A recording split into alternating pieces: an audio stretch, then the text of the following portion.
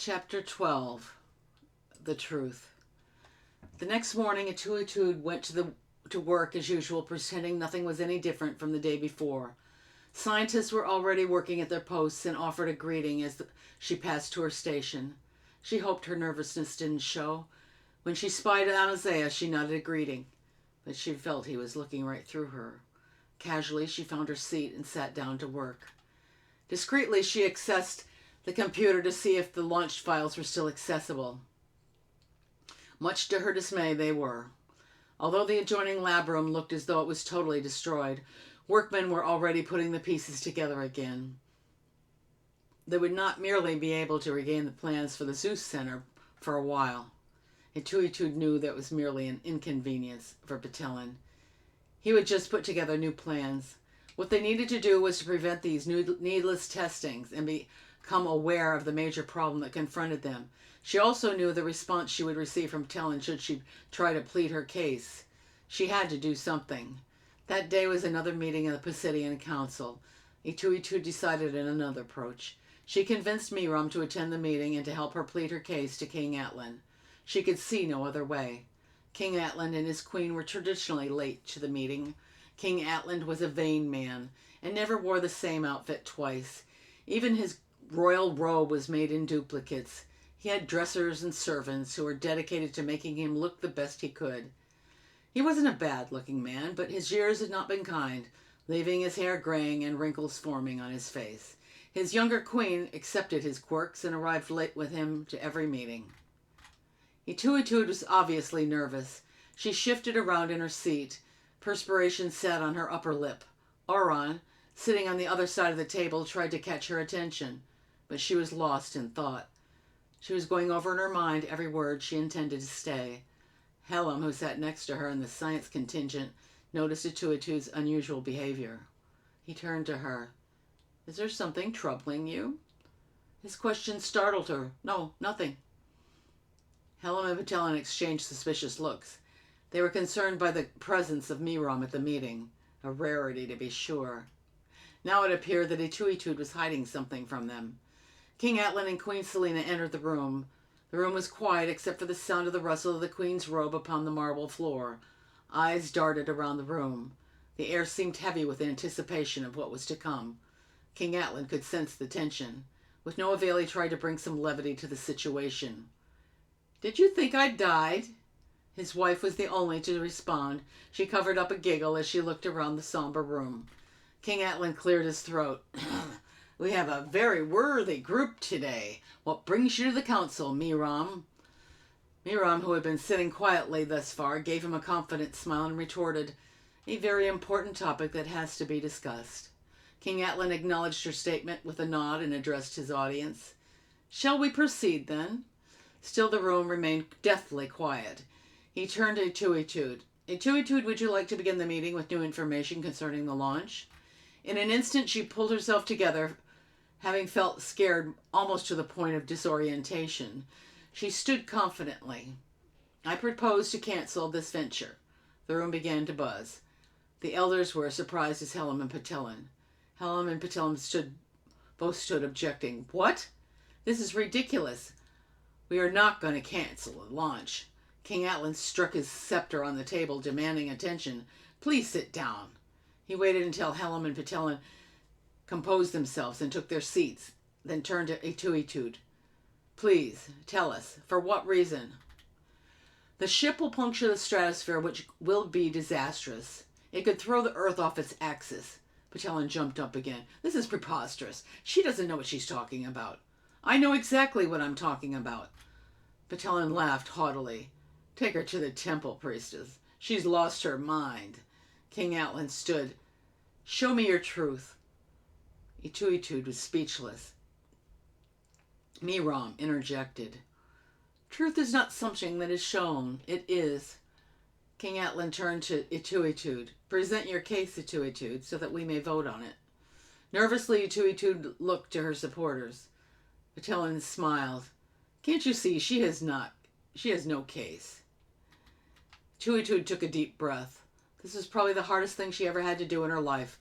Having Patelin in next to her, waiting for her to fail, added even more pressure. She stood up slowly, trying to gain courage for what she was about to say. King Atlan and council, she looked around the room. All eyes were on her, waiting for her revelation.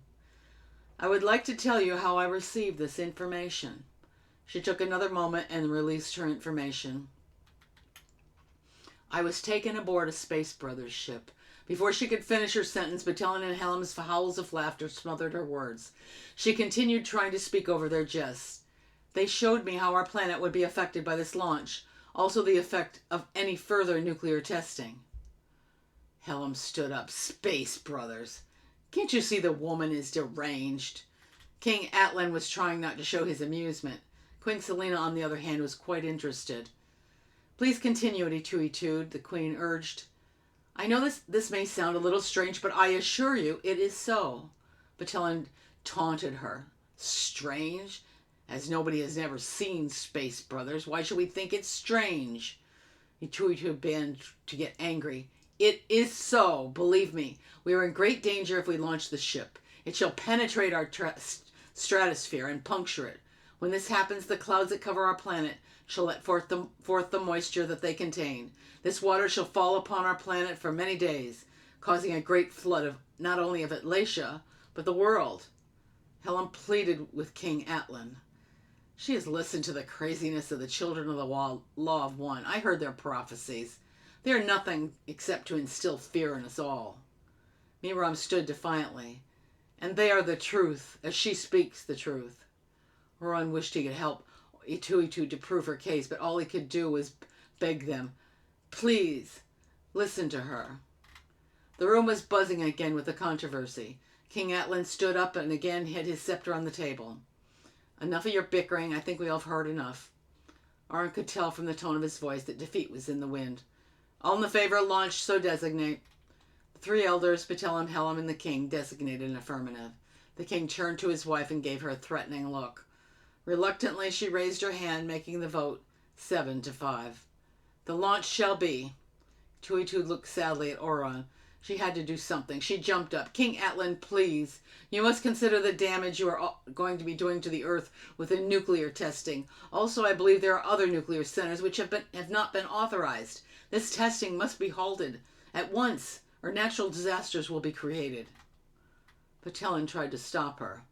Haven't we had enough of her ravings for one day? She again can prove nothing of what she says. I'm sure, King Atlan, these delusions were created by recent predictions of the children of the Law of One. Miram stood. These are not delusions, and you should be aware, Battalion. If you persist in your ignorance, you shall only destroy yourself. King Atlan hit his scepter on the table again. Enough! You have all given me a headache. This meeting is over. He hit his scepter again and walked out of the room with his wife. Helen walked by Etude's chair as he exited. You're ill, my dear. I suggest a rest. Battalion joined him. Yes, that must be it. You must have been working too hard. I suggest you take some time off from your duties. As the room emptied, Miram gave Etude a hand of support. You tried. Sometimes that is all you can do. Oran was there for Etude. They were the only members remaining after all had left. I feel terrible for you. I know it was a hard thing for you to openly admit it. She began to cry. I have failed. Battalion will never let me near the project now. What else can I do? Don't lose faith. We still have a mission of preserving the records. If we should fail with all else, they must survive. Yes, you are right. She wiped the tears from her face. It's so hard sometimes when you know in your heart that something is so wrong and you are so close to preventing it, but you can't. Oran put his arms around her. We must have faith that all will work out. You know that there's a reason for everything. Just think, if Jason had not passed on, I would never have been appointed to sit on the council, and we might never have met. Etude smiled. Yes, we would have. I'm sure we would have met someday. They left the building, Oran's arm around her. The gardens in the front of the council hall were carefully landscaped with rows of beautiful flowers. Along a path of flowers and under a blossoming tree, they sat on a marble bench. Ituitude's head still hung low with disappointment. Oran took her chin in his hand. It's over for now. I want to see a smile on your face. It's much too lovely for this expression. She gave a half-hearted smile. He held her close and looked deep into her eyes. I love you, Ituitude. They kissed. It was a sweet, wonderful kiss that awakened every molecule in each of their bodies. They held each other as if they were their last moments together. I love you too, Oran. I've come to depend on you more than I ever thought that I would need anybody. Yes, your scientists seem very independent. He gazed again into her eyes.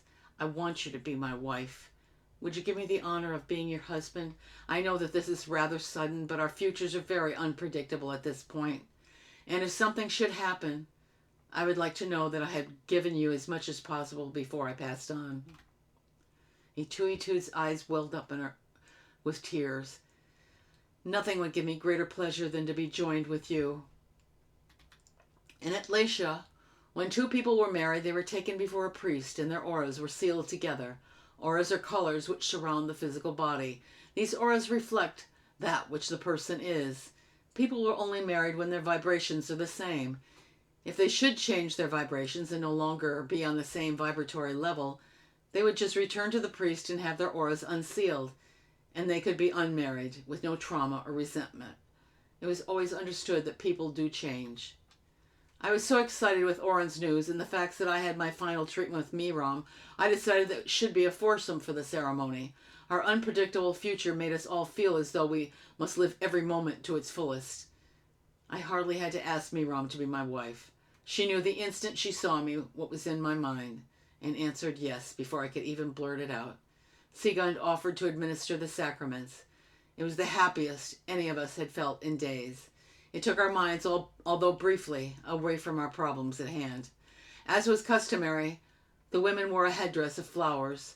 Both Miram and Ituitude looked exquisite. The events of the past few days seemed to vanish as we stood before Sigund at the altar of the Temple of Beauty. Sigund smiled as we stood nervously before him. I clung to Miram's hand as if she would disappear. I hardly noted my friend was clinging to Ituitude in the same fashion. This was the most important day of our lives, and it was wonderful that we were doing it together. Sigund took the gold harp of the temple and proceeded to chant. Shema Thumar Ama La. Shema Thumar Ama La. Shema Thumar Ama La.